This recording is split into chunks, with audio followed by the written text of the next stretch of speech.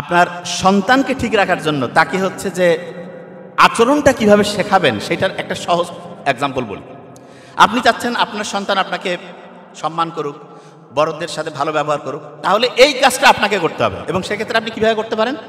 আপনার ফ্যামিলিতে আপনার মা বাবা, হাজব্যান্ড ওয়াইফের যে পারস্পরিক মা বাবা থাকে তাদের সাথে সম্মানসূচক আচরণ করুন। ফ্যামিলিতে যারা আছে সবার সাথে আপনি ভালো ব্যবহার করেন, আপনার সন্তান ভালো ব্যবহার শিখবে এবং এই সন্তান যখন বড় হবে সে তখন খারাপ ব্যবহার কারো কাছ থেকে অ্যাকসেপ্টই করবে না। অনেকে আছে না, বলে যে এই ফ্যামিলির এই বাচ্চাটা এত ভালো, কিন্তু দেখা গিয়েছে কোন একটা একটা কি সম্পর্কে জড়াই গেল, যদিও সম্পর্ক জিনিসটাই হারাম। তারপরে ধরেন সে বিয়ে হয়েছে, কিন্তু দেখা যাচ্ছে পরে আবার ওইখান থেকে সেপারেশন, ডিভোর্স। কি কারণে? কারণ আপনি ফ্যামিলিতে বাচ্চাকে যখন ভালোবাসবেন না, ভালোবাসা তো ফাঁকা থাকবে না, তখন সে অন্য জায়গায় খুঁজবে। আর কিছু ধান্দাবাজ ছেলে মেয়ে সব জায়গাতে আছে, ওই আসিয়া অভিনয় করবে, হ্যাঁ আমার কথা ভালো ছেলে ভালো মেয়ে, এত টাইম কিভাবে সে পাবে যে একজন আরেকজনের পিছনে দৌড়াবে? এটা তো আমার ব্রেইনে কুলায় না। বহুত টাইম লস হয় না? সে কেন লস করবে? সে যাবে তার নিজের ক্যারিয়ার তৈরি করবে, নিজের জীবনকে অসাধারণ করবে, তারপরে হচ্ছে যে আল্লাহ যার সাথে যার সম্পর্ক রাখছে ইনশাল্লাহ হয়ে যাবে। তো এই জিনিসটা কিভাবে হবে? আপনি যখন ফ্যামিলি থেকে এই জিনিসটা প্র্যাকটিস করবেন তখন হবে। আপনি মুখে বলতেছেন এই তুমি আমাকে সম্মান করো, মানে আব্বা আম্মাকে, আপনি আপনার আব্বা আম্মাকে সম্মান করেন না, ঘন্টু করবে, জীবনে করবে না, প্রশ্নই আসে না।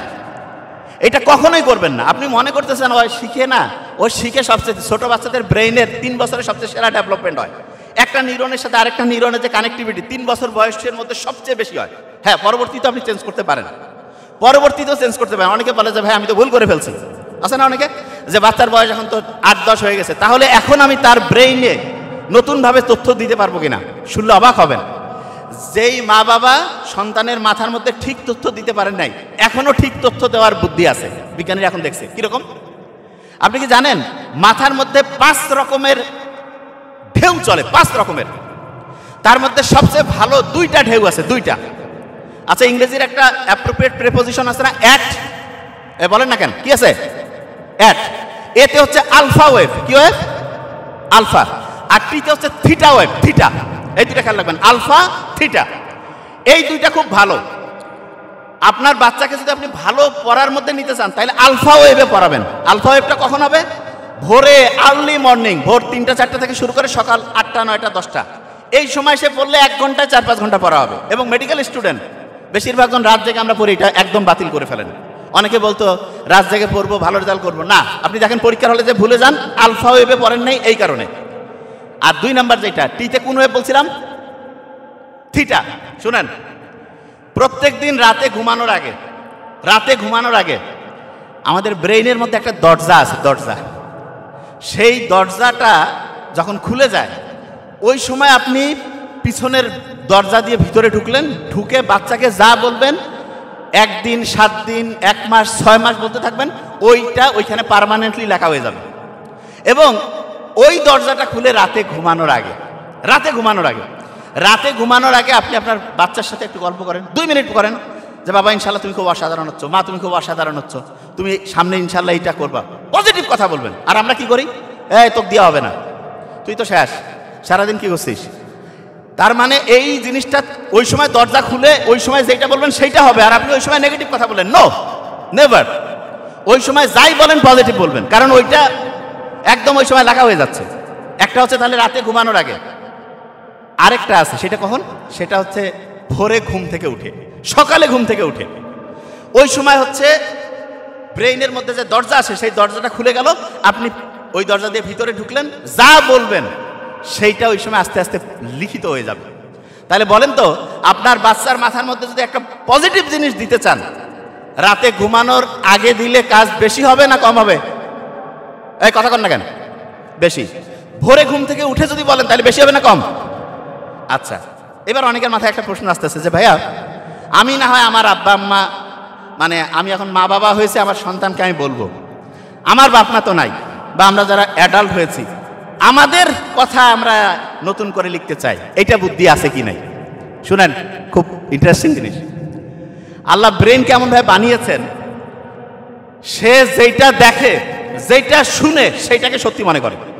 এখন আপনি অভিনয় করে যদি বলেন যে আমার ব্রেইনের ক্যাপাসিটি অসাধারণ, বলেন তো আমার সাথে, আমার ব্রেইনের ক্যাপাসিটি অসাধারণ, বলেন, ব্রেইনের ক্যাপাসিটি অসাধারণ, আমার ব্রেইন প্রতিদিন ভালো হচ্ছে, বলেন, প্রতিদিন ভালো হচ্ছে, যেটা পড়তেছি যেটা দরকার সেটা খেয়াল থাকতেছে, বলেন, যেটা পড়তেছি যেটা শুনতেছি যেটা দরকারি সেটা খেয়াল থাকতেছে। বিশ্বাস করেন আপনার ব্রেইনের ক্যাপাসিটি বাড়বে।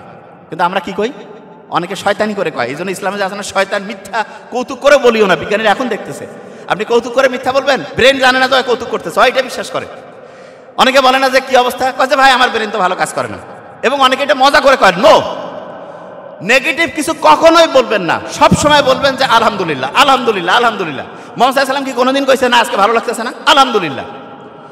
আপনার অনেকের আরেকটা অভ্যাস আছে, কি বলে জানেন, বলে যে না আমার পড়ার প্রিপারেশন ভালো হয়নি।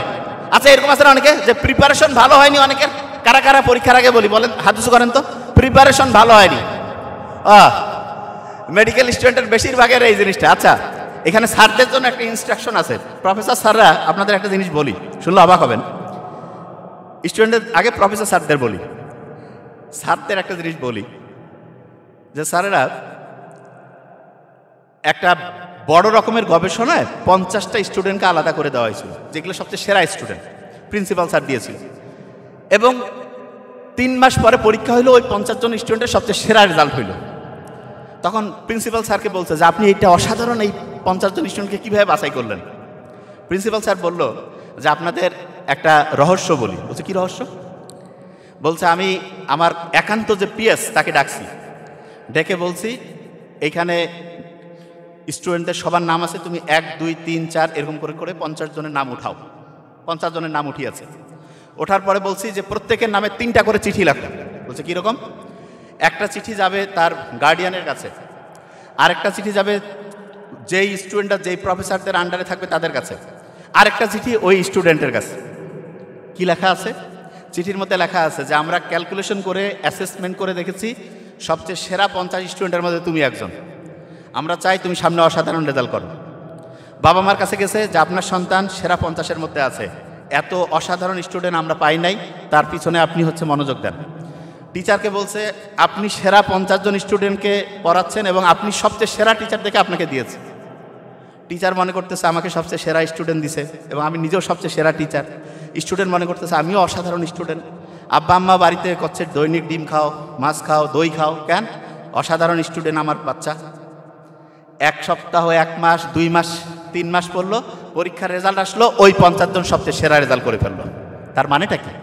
তার মানে হচ্ছে টিচাররা যখন বিশ্বাস করে যে আমার এই স্টুডেন্টটা ভালো, আমরা কিন্তু অনেক সময় টিচাররা, আমি তো মেডিকেল কলেজে পড়ছি, আমি স্যারদেরকে বলবো যে দেখেন স্যার, কখনো কোনো স্টুডেন্ট যদি মেডিকেলে তো চান্স পায় কারো সবচেয়ে ক্রিম অফ দ্য ক্রিম, সবচেয়ে সেরা স্টুডেন্ট, এই স্টুডেন্টটা কেন খারাপ হইলো এটা নিয়ে আমরা কোনোদিন গবেষণা করি না।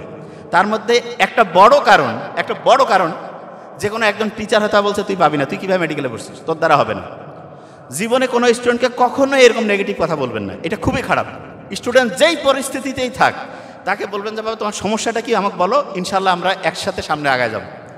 জাপানে কেউ যদি ফেল করে তখন তাকে সামনে নিয়ে এসে চতুর্দিকে তার আত্মীয় স্বজন, বন্ধু বান্ধব, টিচাররা তার সম্বন্ধে খালি পজিটিভ কথা বলে, এরকম অসাধারণ করছে, তুমি সামনে এইটা করছো, সামনে এই জিনিসটা তোমার দ্বারা হবে, এবং ওই স্টুডেন্ট তখন কনফিডেন্ট ফিরে পায়, সে সামনে অসাধারণ রেজাল্ট করে।